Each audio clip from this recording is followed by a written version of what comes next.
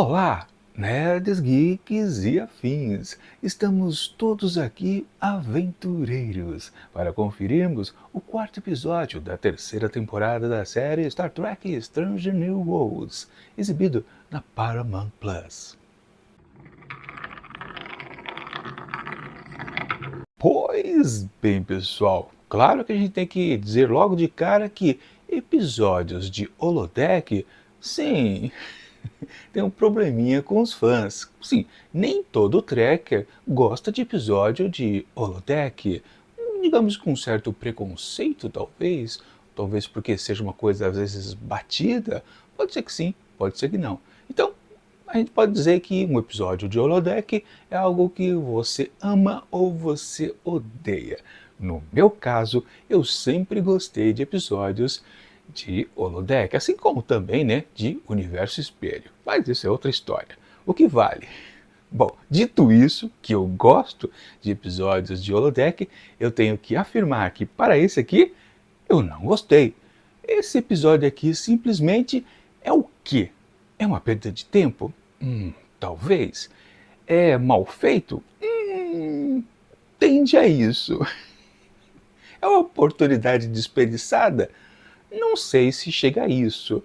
É uma quebra de canon? Ah, pode ter certeza disso. Enfim, esse episódio aqui, basicamente ele não diz a que veio. Esse episódio ele se torna, ao final, um episódio dispensável, um puro filler. Não dá nem para dizer que é um episódio garrafa. Não, porque tem certo gasto, né? Produção do cenário, figurinos e patati patatá. Mas na verdade, é um episódio que realmente você mal vai lembrar depois de terminar de assisti-lo. Porque, exatamente, ele não acrescenta nada à história de ninguém. Nada, vezes nada. Só tem churumelas, principalmente no subtexto. Mas daqui a pouco a gente comenta a respeito disso.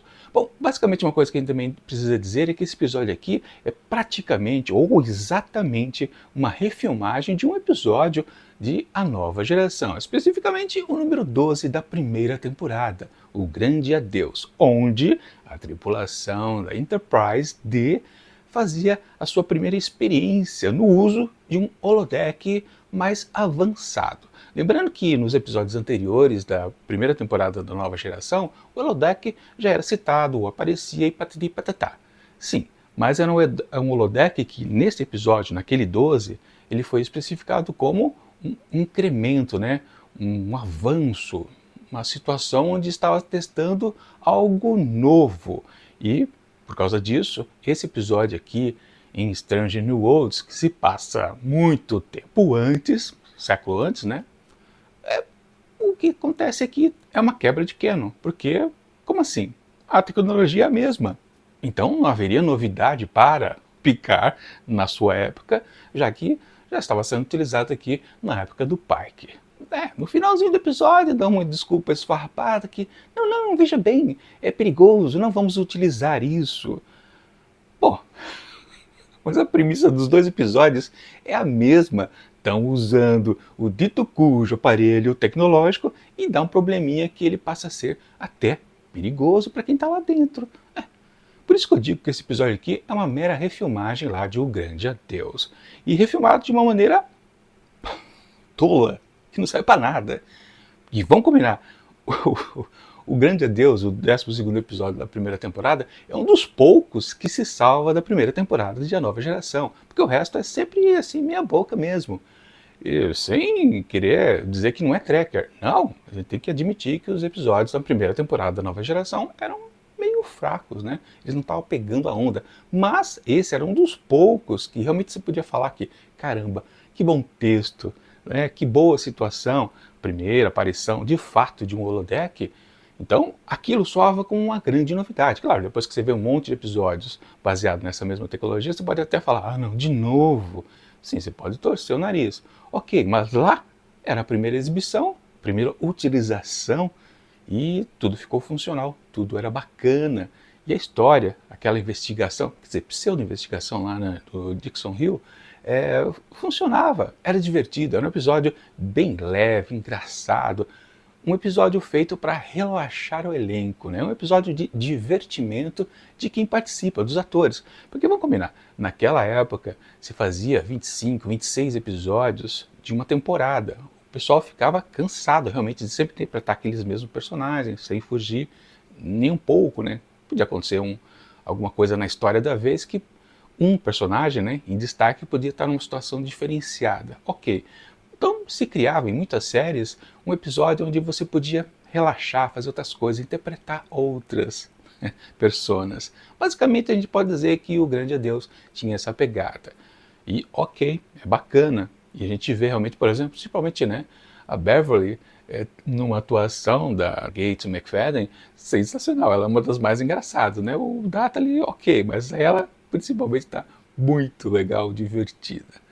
E claro, a gente já percebe também muito fácil aqui na terceira temporada de Strange New Worlds que eles abusam desta, digamos, camaradagem com o elenco de fazer justamente episódios de divertimento do elenco, onde eles atuam de maneira diferenciada. E basicamente todos os episódios engraçados vão nessa pegada. Só que, por exemplo, um episódio que tem os mesmos moldes aqui de todo mundo atuando em personas diferenciadas é aquele da primeira temporada, o episódio número 8, que é o Reino Elysiano, que foi o fechamento do arco do M'Benga em relação à sua filha. Aquele episódio lá era um trash danado, uma lixeira total, que eu atribuí, desculpa aí pessoal, eu dei 0 para aquela coisa, assim no nível de Sucal, de Discovery. Pois é, basicamente isso. E esse episódio aqui tem a mesma pegada, é colocar todo mundo para fazer um papel diferente, né? Diversificar a atuação e por aí vai. Só que não acrescenta nada. Até comparando os dois episódios, né? Podia até me arrepender de ter dado 0 lá para o efeito Elysiano. Podia, sei lá, né? Porque lá no fundo, pelo menos, o arco narrativo do M'Benga chegava a uma conclusão. E aqui, o que a gente tem nesse episódio? Nada. Nada é avançado. Até a própria tecnologia é posta de lado, escondida a sete-chaves, do mesmo jeito que fizeram com o projeto Discovery, né? Com lá o motor de esporos. Né? Vamos esconder, todo mundo combina que ninguém vai falar que isso existiu e acabou. E eles pegaram lá toda a conclusão da experiência, né? De usar pela primeira vez, fugindo no canon, do sistema holodeck e não funcionou, é perigoso, põe na gaveta, né? Coloca uma tarja vermelha, cuidado, não usem durante anos. Lembrando, né, no final do episódio, basicamente a gente pode considerar que talvez o que deixa a tecnologia perigosa é que talvez recursos energéticos precisam ser melhorados para o uso de tal coisa. É basicamente o que aconteceu lá na Enterprise D, século e pouco depois. Fazer o quê, né? Mas a história em si desse episódio, o que ela é? Ela é nada. Por quê? A gente só tem um contexto de teste da tecnologia ao problema, resolve-se a questão, acabou o episódio. E é uma recomendação, não usem essa tecnologia. Para que serve essa aventura dessa semana? Para quê? Não serve para nada. É um episódio filler. Tudo bem, ele começa engraçadinho lá, com aquela... Aí a gente pode até considerar, eles estão elogiando ou eles estão não elogiando? Estão falando mal da própria série, da própria franquia. Porque ali era uma espaçonave que se assemelha muito à Enterprise, né, nos rincões do universo, né, fazendo suas aventuras, suas explorações, seus desafios, seus perigos. É todo o meu conceito, mas, cara, a gente já viu isso em Galaxy Quest. A gente já viu isso naqueles 2 episódios que são legais lá na série Black Mirror da Netflix, né? Que é a nave, a USS Callisto, né? Acho que é Callisto, né? Que é bem bacana aquilo ali também, é sensacional, né? Mas esses 2 produtos que são... E o próprio Orville, né? The Orville também é uma reinvenção do que é a franquia. Então Então quando a gente vê esse episódio aqui, o comecinho dele, né, que tem justamente, né, aquele capitão ali com o seu primeiro oficial, e também aparece o doutor, e tem um alienígena lá esquisitão, é uma tiração de sarro ou não é? Enfim, a gente acaba não entendendo direito, né? Mas ok, é uma abertura bacaninha. E tem aquele velho recurso também, né? Quando a realidade é alterada, os créditos também são refeitos. Tá, engraçadinho, mas mesmo aquilo ali, o texto daquele pseudo-episódio, que no começo a gente não sabe que é um episódio, a gente entende como talvez uma certa verdade, um universo paralelo, é bem bobo, é tosco, propositadamente completamente posado, com falas forçadas, falas que parecem querer denegrir a franquia em si. É uma coisa nebulosa. E aqui, de novo, um trekker mais apaixonado pode ver aquilo e falar: nossa, que sensacional! Isso é como ver de novo Galaxy Quest. Não, né? Não é. Um pouco, talvez, do Orville? Acho que não. Não é também, né? Não é. E o fã mais cabeça aberta vai perceber que eles estão tirando sarro da gente.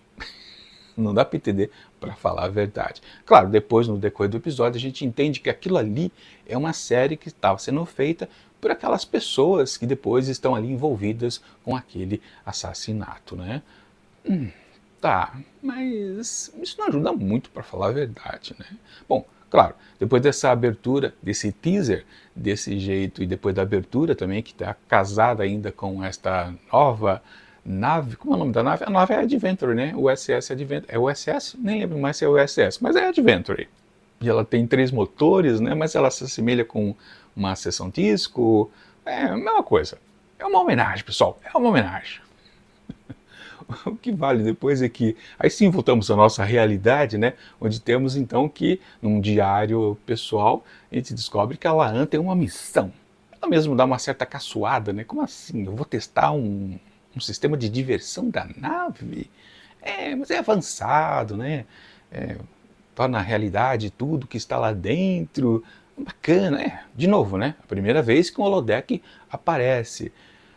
Agora, especificamente, né, porque é uma ideia até meio, vamos combinar, meio idiota, né, do Pike e a Number One convocar, o designar a Laan para ser a testadora desta tecnologia. Por que ela? Só porque ela mandava bem nas simulações de combate e ela disse que ela vencia todos, né? Presunçosa, né? Mas enfim, né? Não tem lá muito sentido, né? Porque testar especificamente com ela não tem nada a ver com segurança. Não sei, não dá para entender. No fundo, por exemplo, se ela é uma oficial de segurança, por que ela não aplicou um programa que fosse nessa base, né? Não dá para entender. Enfim, fazer o quê? É o que a gente tem para o episódio. A premissa ela é meio tosca, né? E estando lá, ou seja, aquela antes dela pensar a respeito do que ela vai se valer, né? Já que ela não partiu para essa ideia de simulação de um combate, ela partiu para a ideia de algo diferenciado. E tá, ela se valer então de uma autora que... Autora não, né? De uma investigadora, que é a Milha, né? A Milha, eu não lembro o sobrenome, né? Que investiga... Só que você vê que aquilo ali é uma cópia do que era o Dixon Hill lá do episódio da Nova Geração. É a mesmíssima coisa, só trocou a persona, né? E era um homem, agora é uma mulher, só para casar fica igual. Mas tem aquela questão que é preciso desafiar completamente esta tecnologia, ou especificamente como o computador, através dos seus algoritmos, vai realmente... Na verdade, o que ela tem que fazer é estressar a máquina, né? Num termo mais técnico. Você torna tudo difícil para ver se aquilo aguenta. E bom, a gente descobre que não aguenta, né? É um teste. No fundo é um teste. Diferente, claro, lá de A Nova Geração, que ali era na função de relaxamento. Literalmente, o Picard estava numa situação de estresse, porque ele tinha que fazer um contato com uma civilização que anteriormente não tinha dado muito certo. Ele está com a cabeça quente e a Deanna Troi até recomenda, vai lá no holodeck, usa aquele programinha.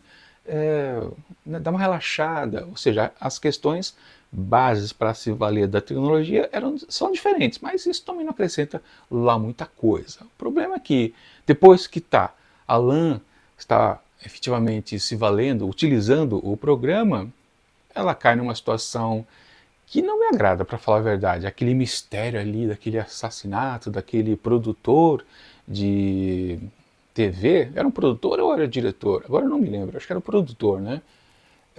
Não importa, para falar a verdade, né? Era só a base inicial. E aí aparecia o pessoal da Enterprise nos papéis diferenciados, né? Mas aquela situação ali não tinha nada atrativo, diferente da história que acontecia lá dentro do holodeck no episódio da Nova Geração, que era atraente. Mesmo que a história fosse no começo um pouquinho assim, talvez um pouco sem sal, depois quando aparecia o vilão, ficava muito mais interessante. Mas aqui nessa investigação da personagem Emília, através da persona da Laan, ou contrário, né? A investigação da Laan através da persona da Emília, não funciona. Eu não estava me empolgando. Tanto que num certo momento do episódio, não sei se já tinha chegado na metade dele, eu pensei comigo, né? Caramba, não vai pintar uma história B não para a gente ter mais interesse, né? Ou um outro interesse, porque esse aqui, o principal, não está valendo de nada, né? Claro, a história B no fundo era apenas o Scott tentando resolver o problema do mau funcionamento do holodeck. E fica por isso mesmo, né? Até teve uma situação forçada dele ir atrás da Uhura, aquilo foi de lascar, para falar a verdade, né? Eu sei que tem muita gente que não gosta, né? Que a gente aponte que toda esta série, especificamente na Strange New Worlds, mas também você pode colocar isso em Discovery, também em Picard, que as mulheres sempre são exaltadas, elas sempre estão em posições de comando, sempre são elas que estão falando mais do que os homens. E caramba, nesse episódio dá para perceber muito, você consegue perceber fácil que os homens mal abrem a boca por aqui, e as mulheres têm a solução sempre na mão. São elas que decidem as coisas, são elas que chegam aos resultados. Não tem o que discutir, é o que acontece aqui claramente nesse episódio. Quer você goste ou não, sim, há um empoderamento aqui forçado do texto para tal coisa, para tal objetivo. Mas enfim, a história em si, ela não conduz a nada. A trama, a historinha que acontece lá dentro do holodeck é pífia, não serve para nada. E a resolução, quando se chega ao ponto que, no fundo, teve aquela pegadinha do computador, né, de que aquele Spock não era o Spock de verdade, também era um produto holográfico. É interessante, um pouquinho, de leve, mas não chega a ser uma coisa assim, que fascinante, muito diferente também. A gente tem que comparar, né, pessoal, com o episódio lá da Nova Geração, onde tinha aquela coisa da existência, o questionamento, um personagem dentro ali, ou um ser, né, dentro do holodeck, ele teve a consciência, caramba, quando você, Picard, sair, fechar a porta, eu vou continuar existindo? Ou melhor ainda, né, ele pergunta se a esposa dele e o filho também existirão. Ele até não se preocupa com ele, né? Ele se preocupa com a família. É bacana também. E tem esse questionamento, a gente não sabe. Claro, outros episódios de Holodeck depois poderiam até responder ou não esta questão, né? Mas ficava essa questão filosófica, essa questão moral. Caramba, que são esses personagens? Aqui não, tanto faz, tanto fez. Assim, uma coisa no subtexto que eu falei que ia comentar, né? Tem citação para comunismo, tem citação para capitalismo, tem citação para machismo, e por aí vai, pessoal. Vocês sabem quem é que escreve esses textos, esses roteiros desta série e de toda a Era de Latão. Eles só estão preocupados com isso. Aquele discursinho, né, mequetrefe ali no meio, enquanto que o que é de verdade imposto para os espectadores que coisa, né? Só as mulheres podem falar. Enfim, o que vale, de novo, churumela, também não acrescenta nada à sublinha. Não tem. Esse episódio não tem nada que salve ele, para falar a verdade. E uma coisa importante, né? Quando Laan e Scott estão discutindo a respeito de como, né, botar para funcionar exatamente o programa no holodeck, né? O Scott lembra que a gente precisa de coisas aqui para definir os personagens, vamos lá usar o que a gente tem estocado aqui das identidades das matrizes colocadas lá no teletransporte, né? Pois é, aí se vale dos 4 personagens ali que estão lá dentro também, junto com a Laan, né?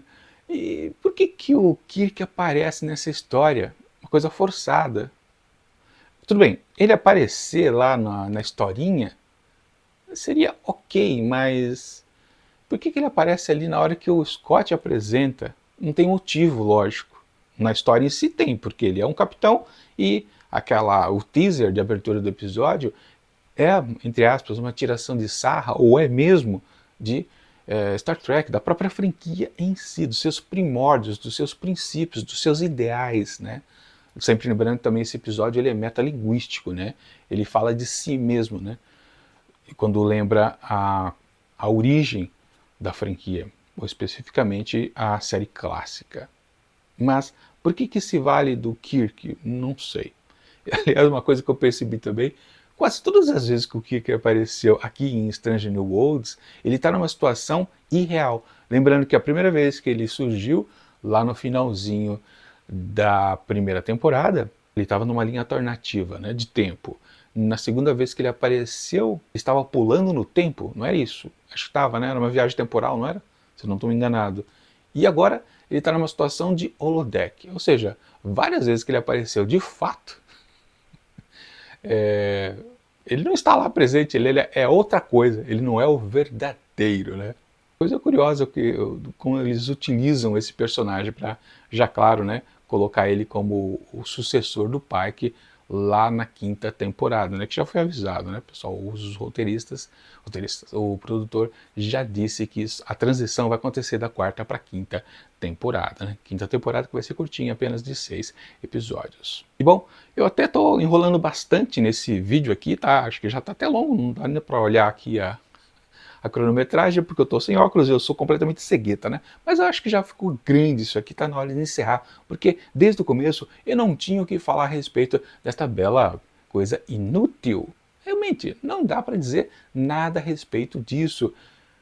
Sim, eu sei que tem muita gente que vai adorar este episódio. Uau, sensacional, divertidíssimo. Todo mundo ali, papéis diferentes. Mas não, pessoal, não. Isso aqui é muito fraco. Muito fraco.